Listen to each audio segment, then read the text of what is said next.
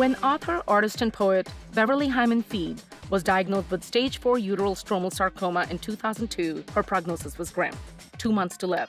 3 doctors recommended 4 kinds of chemo and a stomach resection. Instead, Beverly opted for an experimental treatment of hormone blockers, Femara, now changed to Aromasin, and a shot of Lupron. She also immediately started acupuncture, vitamin D3, and CoQ10 supplements. She made lifestyle changes by cutting out meat, dairy, gluten, and alcohol. Has she ever cheated? Yes, but she mostly eats vegetables and hormone-free chicken. She exercises regularly and nourishes her spirit by writing.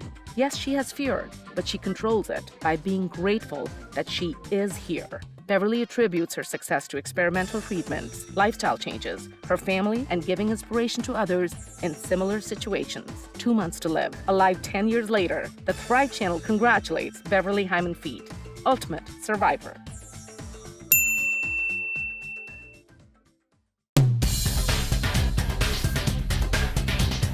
I am a breast cancer survivor, a blood cancer survivor. I'm Dr. Holly Lucille, a naturopathic doctor. I am a mom of a teenager, a basset hound owner, a military wife. My name is Dr. Deanna Atai, and I'm a breast surgeon. I am a cancer survivor who is looking for answers just like you.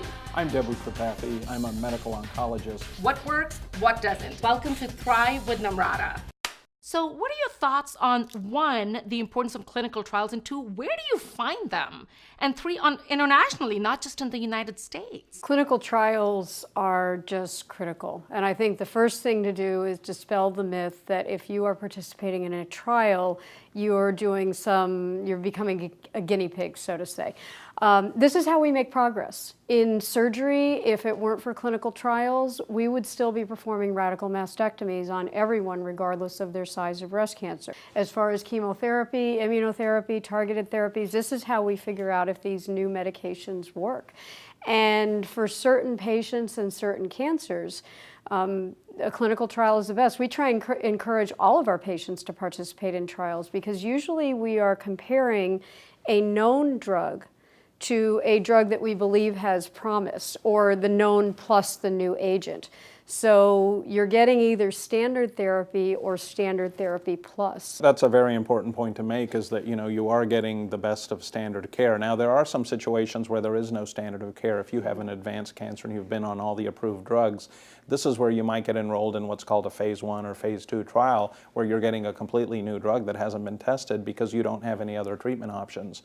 The field is moving quickly. We are getting new biological therapies, and I never used to tell patients 10 years ago that, oh, during the course of your treatment we may come up with something new, because I knew that that was unlikely. But today I can say that to them because the field is moving so quickly. Wow.